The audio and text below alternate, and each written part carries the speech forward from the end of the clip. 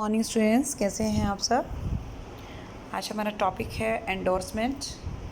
तो हम देखेंगे कि किसी भी नेगोशिएबल इंस्ट्रूमेंट को किस तरीके से हम ट्रांसफ़र कर सकते हैं। जहाँ तक नेगोशिएबल इंस्ट्रूमेंट्स को ट्रांसफ़र करने की बात है तो हमें ये पता है कि नेगोशिएबल इंस्ट्रूमेंट दो तरह के होंगे, या तो वो बियरर को पेबल होंगे या फिर ऑन ऑर्डर पेबल होंगे। ठीक है, अगर हम एक बियरर इंस्ट्रूमेंट की पेमेंट के बारे में बात कर रहे हैं और उसको हम एंडोर्स करना चाह रहे हैं, तो उसके लिए उसके लिए एंडोर्समेंट की ज़रूरत नहीं है। एक्चुअली हम किसी भी बियरर इंस्ट्रूमेंट को सिर्फ डिलीवरी करके ही ट्रांसफ़र कर सकते हैं, राइट। लेकिन कोई भी ऐसा नेगोशिएबल इंस्ट्रूमेंट जो पेबल और ऑन ऑर्डर है, या जैसे पेबल टू ऑर्डर कि एक पर्टिकुलर पर्सन को ही पेमेंट मिलनी चाहिए, राइट। तो उस केस में हमें दो बातें ध्यान में रखनी है। एक, उसका प्रॉपर एंडोर्समेंट होना चाहिए, और दूसरा, उसकी डिलीवरी होनी चाहिए। यानी कहने का मतलब यह है कि बियरर इंस्ट्रूमेंट का ट्रांसफ़र विदाउट एंडोर्समेंट पॉसिबल है, लेकिन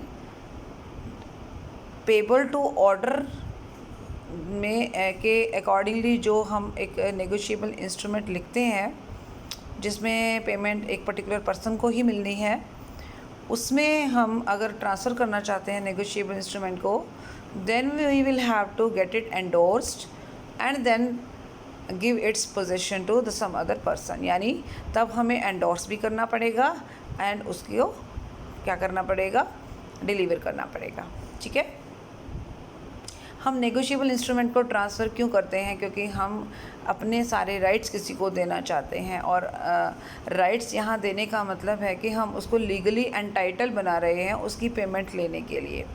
तो इसीलिए एक प्रोसेस से हमें होकर गुजरना पड़ता है, और पेबल टू ऑर्डर से रिलेटेड नेगोशिएबल इंस्ट्रूमेंट सिर्फ एंडोर्समेंट और डिलीवरी से ही पॉसिबल हैं। अब हम बात करते हैं एंडोर्स कर सकते हैं, हम कैसे एंडोर्स कर सकते हैं और कौन कर सकता है। पहले तो हम कैसे करेंगे वो बात की बात है, पहले ये देखेंगे कि हु कैन एंडोर्स।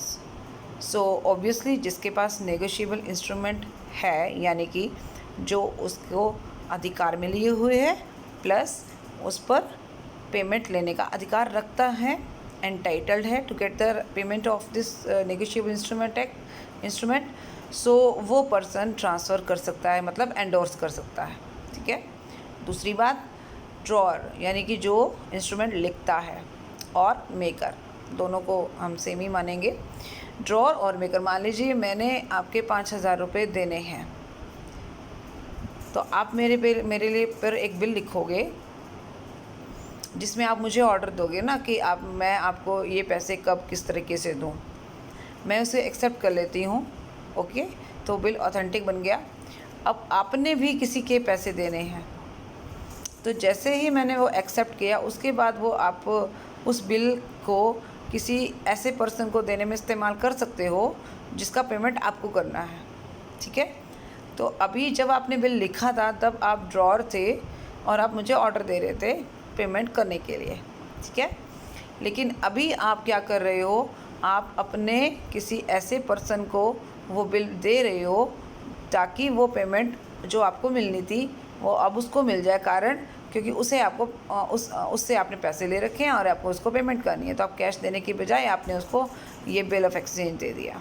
ठीक है, अभी जब आप मुझे मेरे पर बिल लिख रहे थे, देन आप ड्रॉअर की भूमिका में थे, अब मेकर की भूमिका में थे। लेकिन जब आप एंडोर्स कर रहे हो ना, आप ट्रांसफ़र कर रहे हो, तब आप एंडोर्सर की भूमिका में हो। वहाँ पर आप डेटर की भूमिका में हो, क्योंकि आपने उस पर्सन का पैसा देना है। मेरे को जब आप बिल के लिए ऑर्डर कर रहे हो, पैसों के लिए बता रहे हो, देन आप क्रेडिटर की भूमिका कर रहे हो। अब समझ में आ गई मेरी बात। ये दूसरा पॉइंट मैंने इतना लंबा टाइम क्यों लिया, उसका लॉजिक था, क्योंकि उसने एक जो लाइन लिखी है वो कन्फ्यूज़ करने वाली है, लेकिन अगर आपको लॉजिक समझ में आ जाएगा तो आप कन्फ्यूज़ नहीं होंगे। जैसे एक तो पहला तो यही हो गया ना कि नेगोशिएबल इंस्ट्रूमेंट जिसके पास है, यानी कि जो उसको लीगली अपने पास रखे हुए है, होल्डर हो गया, वो ट्रांसफ़र कर सकता है, वो एंडोर्स कर सकता है। दूसरा, ड्रॉअर और maker of the instrument provided the endorsement is not made in his capacity as drawer or maker। अभी जब वो एंडोर्स कर रहा है ना, तब वो डेटर बन के कर रहा है। अब मुझे जब आप बिल, मेरे पे बिल लिख रहे थे, मुझे ऑर्डर दे रहे थे, तब आप क्रेडिटर बनकर लिख रहे थे। अब समझ में आ गया। थर्ड पोर्शन जो है वो है कि अगर एक से ज़्यादा लोग हैं, मान लीजिए अभी यहाँ पे तो हम ये मान लेते हैं कि एक ही पर्सन है ड्रॉअर लिखने वाला। अभी यहाँ क्रेडिटर बहुत सारे हो सकते हैं ना, हो सकता है 2 लोगों ने मिलकर मुझे लोन दिया हो और अब वो बिल लिख रहे हैं ताकि मैं उसे एक्सेप्ट करूँ और वो अपने इसकी पेमेंट टाइम पे ले लें मुझसे, ठीक है। तो ज़रूरी नहीं है एक ही पर्सन हो, एक से ज़्यादा अगर पर्सन होते हैं तो आप एक से ज़्यादा पर्सन भी आप मतलब एंडोर्सर बन सकते हैं। ऐसा नहीं है कि सिर्फ एक ही पर्सन होगा, ठीक है।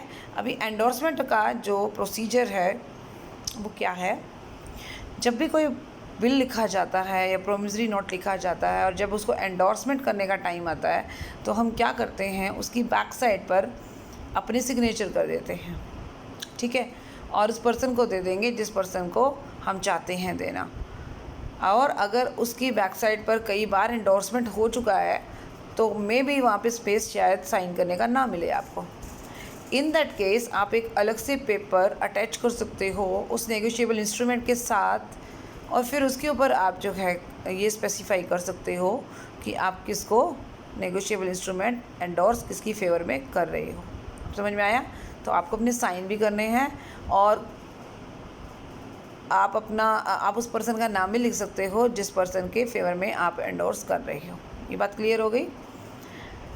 अभी रिमार्क्स में एक पॉइंट बहुत अच्छा बता रहा है वो, कोई भी अननोन पर्सन यानी स्ट्रेंजर एंडोर्स नहीं कर सकता। अभी स्ट्रेंजर का मतलब ये है कि ना तो वो होल्डर है, ना वो ड्रॉअर है, ना मेकर है, तो कोई भी तो नहीं है ना। Stranger can not endorse a negotiable instrument. और अगर वो कर देता है, और स्ट्रेंजर इसलिए है ना क्योंकि वो कोई पक्षकार नहीं है, राइट। मान लीजिए उसके हाथ में कोई बिल आ गया कहीं से और उसने उसको एंडोर्स कर दिया, तो क्या ये पॉसिबल है? बिल्कुल नहीं है, क्योंकि वो स्ट्रेंजर है। लेकिन स्ट्रेंजर एक बिल की गारंटी ज़रूर ले सकता है। मान लीजिए मैंने लिखा बिल आप पर कि आपको मुझे 5,000 देने हैं ना, तो आप इस डेट पर मुझे पैसे दे देना, ठीक है। आपने एक्सेप्ट तो कर लिया, लेकिन आपके मन में थोड़ा सा ये है कि पता नहीं पैसों का अरेंजमेंट हो पाएगा नहीं हो पाएगा। मुझे भी आप पर थोड़ा सा डाउट है। आपके ही फ्रेंड ने आपकी गारंटी ले ली मेरे आगे, या मेरे लिए स्ट्रेंजर है, मे भी कोई भी पर्सन ऐसा हो सकता है जो गारंटी लेने के लिए तैयार हो। ऐसे तो देखो अननोन पर्सन वैसे तो आपको तो जानता ही होगा ना, आपकी अदरवाइज़ गारंटी को लेगा। तो यहाँ पे ये कह सकता है कि वो मेरे लिए तो अननोन ही है। तो स्ट्रेंजर पर्सन अगर चलो मान लिया आपको भी नहीं जानता, फिर भी आपकी गारंटी ले रहा है, ऐसा वैसे प्रैक्टिकली पॉसिबल तो नहीं है, बट हो सकता है कोई ऐसी सर्कमस्टांसेस बन जाएँ। तो अगर कोई स्ट्रेंजर गारंटी दे रहा है मुझे कि भाई अगर ये पर्सन जिसको आप बिल लिख रहे हो ना जिस पे, और अगर उसने पैसे नहीं दिए तो मैं उसके पैसे दे दूँगा, गारंटी देने में कोई हर्ज नहीं है, आप गारंटी दे सकते हो। इन दैट केस आपकी जो भूमिका है वहाँ श्योरिटी की है। श्योरिटी वो होता है जो दूसरे की गारंटी देता है, ठीक है। अब अगर स्ट्रेंजर एंडोर्स कर रहा है तो भाई उसी की भूमिका का कोई मतलब ही नहीं है, क्योंकि वो कोई पार्टी ही नहीं है। लेकिन वो किसी की गारंटी दे रहा है, वहाँ पे काम चल सकता है, श्योरिटी बन सकता है वो, ठीक है।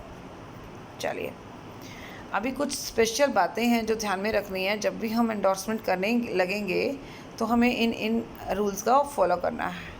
नंबर 1 इज़ एंडोर्समेंट जो है कौन कर सकता है, मैंने बता दिया ना, ड्रॉअर और मेकर और जो जिसको आपने एंडोर्स किया है वो एंडोर्सी बन गया ना, तो वो भी तो आगे ट्रांसफ़र कर सकता है ना। एंडोर्सी, पेई, जिसको पेमेंट दिलवानी है हमने, वो कहता है जी नहीं मुझे मत दो, मैं मेरे बिहाफ पर मैं किसी और को दिलवा देता हूँ। अब समझ में आया। तो वो आगे एंडोर्स कर सकता है, ठीक है। दूसरी पॉइंट में क्या कह रहा है वो, दूसरा पॉइंट में ये कह रहा है कि वही बात कि एंडोर्समेंट किस पर्पज़ से किया जाता है। ट्रांसफ़र करना चाहते हैं हम अपने बिल के सारे राइट्स किसी ऐसे पर्सन को, चाहे हमारा उससे कोई लेना देना किस तरीके का है वो हमारी प्रॉब्लम है। उसमें बिल एक्सेप्ट करने वाले का कोई नहीं, उसको तो पैसे देने हैं, वो या तो मुझे देगा या मेरे कहने पर किसी और को देगा, या सीधी सी बात है, ठीक है ना। लेकिन अगर हम बिल ट्रांसफ़र कर देते हैं जिसमें हमारा जो मेन मकसद है उस पर्सन को अपने सारे राइट्स देना है। तो इसके लिए आपको वही बैक साइड पर सिग्नेचर करने होंगे एंड देन वो उसे एंडोर्समेंट हम मानेंगे। फिर वो कह रहा है कि एंडोर्समेंट हमेशा इंक में होना चाहिए। जब आप उस पर साइन करो ना तो वो इंक से होना चाहिए, कोई पेंसिल वेंसिल नहीं। क्यों भाई, कोई रब कर लेगा। वैसे तो देखो रब करने के लिए तो ऐसे तो पेन्स को भी इंक को हम डिलीट कर सकते हैं आज की डेट में, लेकिन फिर भी हम फिर भी कोशिश तो ये करेंगे। अब उसके अलावा तो हमारे पास कोई ऑप्शन नहीं है ना। तो पेंसिल से कम नहीं होगा, ना ही उसके ऊपर कोई रबड़ स्टैम्प वगैरह लगेगी। ओके, नाउ चौथे नंबर पे आ रहा है कि जब भी आप एंडोर्स करते हो और जिस पर्सन की फेवर में आप एंडोर्स कर रहे हो उसके नाम के आगे कोई मिस्टर, मिसेस, पंडित, ये सब चीज़ें नहीं लिखनी है आपने, बस सिंपल नाम लिखना है। ठीक है। हाँ, उसके नाम के पीछे उसका डेजिग्नेशन लगा सकते हो। जैसे अब मान लीजिए कोई पर्सन जो है डॉक्टर है, उसका नाम लिखा Neeta Kumari doctor, right, Rajesh Pawar professor. इस तरीके से जो उसका डेजिग्नेशन है वो आप लिखना चाहो लिख सकते हो। ठीक है, उसके नाम के बाद ये कौन पर्सन है जिसको आप एंडोर्स कर रहे हो, जिसको आप दे रहे हो। ठीक है, चलिए नेक्स्ट पॉइंट आ रहा है। जब भी आप अपना नाम के जब जो भी साइन करें, साइन के तरीका वही होना चाहिए, साइन में अल्फ़ाबेट्स वही होने चाहिए जो बिल लिखते समय किए गए थे, राइट। अब ड्रॉर ने एक बिल लिखा और उसके बाद उसको एंडोर्स करना चाहा, जो फर्स्ट पेज पे उसने साइन किए वो तो थे अलग, और जो बैक साइड पे साइन कर रहा है वो डिफरेंट है, या फिर वो अल्फ़ाबेट्स गड़बड़ कर दिया है, कुछ तो किया है उसने ऐसा कि साइन मैच नहीं कर रहे हैं। तो साइन मैच होने चाहिए। ठीक है, चाहे आपने ओरिजिनल साइन में कोई अल्फ़ाबेट छोड़ भी क्यों ना दिया हो, तो आपको बैक साइड पे भी वही लिखना है, उसमें भी अल्फ़ाबेट वो छोड़ना पड़ेगा आपको। ठीक है, चलिए नेक्स्ट पॉइंट कहते हैं, क्या कह रहा है, व्हेन अ मैरिड वीमेन। अब यहाँ पर एक शादीशुदा स्त्री की बात आती है। अगर कोई लेडी बिल लिख रही है, मतलब बिल लिख चुकी है, एंडोर्स करना चाह रही है, और अगर वो मैरिड है तो अपने नाम के साथ हस्बैंड का नाम भी मेंशन करना चाहिए। ठीक है, मतलब जो अपनी साइन करेगी उसके साथ हस्बैंड का नाम भी लिख देगी। अब कई बार क्या होता है, हमारी जो सोसाइटी में ये कल्चर क्या है कि शादी के बाद लड़कियां जो हैं सरनेम चेंज हो जाता है ना, हस्बैंड का नेम सरनेम लगाने स्टार्ट कर देती हैं। तो मान लीजिए एक पर्सन जो लेडी है उसने शादी से पहले एक बिल लिखा था, तब वो अनमेरिड थी, अभी शादी हो गई, now she wants to endorse that bill. अभी एंडोर्समेंट के में क्या करना है, उसको साइन करने हैं। अभी साइन में क्या होगा, ऑब्वियसली सरनेम चेंज हो चुका होगा, वहाँ मैच नहीं करेंगे तो गड़बड़ हो जाएगी। तो उसमें ये करना होगा कि जैसे आपका जो लेटेस्ट है वो तो आप लिखेंगे, जैसे नीरा गुप्ता है, शादी के बाद नीरा गुप्ता, और शादी से पहले वो थी नीरा अग्रवाल। इस तरीके से आपको दोनों नाम लिखने पड़ेंगे। ठीक है, क्लियर हो गई ये बात। चलिए जी, okay, next point is 9th, that is if any illiterate person. Yes, अब मान लीजिए एक पर्सन पढ़ा लिखा नहीं है, साइन कर ही नहीं सकता, क्या करे। ऑब्वियसली जब उसने बिल लिखा होगा तो कहीं ना कहीं अंगूठा ही लगाया होगा ना, इम्प्रेशन दिया होगा, थंब इम्प्रेशन, तो सेम केस उसको पीछे करना पड़ेगा कि नहीं। चलिए, एंडोर्समेंट जो है वो कंप्लीट नहीं मानी जाएगी। ये सारे तामझाम कर लो, कोई दिक्कत नहीं है, लेकिन अगर आपने ये सब करके बिल अपने पास ही रख लिया तो फिर उसका एंडोर्समेंट कंप्लीट नहीं है। एंडोर्समेंट के साथ डिलीवरी भी तो दोगे उसको, वो बिल उसको दोगे भी तो सही जिसको आप देना चाह रहे हो। मतलब जैसे बियरर में क्या होता है कि आपने उसको चीज़ पकड़ा दी तो यही उसके पास चली गई, बात ख़त्म हो गई। लेकिन जो नेगोशिएबल इंस्ट्रूमेंट ऐसा हो जिसमें पर्टिकुलर पर्सन को आपको पेमेंट दिलवानी है, तो उसके लिए आपको एंडोर्समेंट और डिलीवरी भी दोनों करनी पड़ती हैं। तो ये ना हो कि एंडोर्समेंट तो आप कर रहे हो और डिलीवरी आप भूल गए हो और अपने पास ही रखे बैठे हो उसको, तो फिर उसका कोई फ़ायदा नहीं होगा। ठीक है, तो ये था आज का टॉपिक। हमने बात की एंडोर्समेंट की और ये कब ज़रूरी होता है और इसके कुछ रूल्स हैं जो हमें फॉलो करने चाहिए वो क्या क्या है। So thank you so much, bye bye, take care.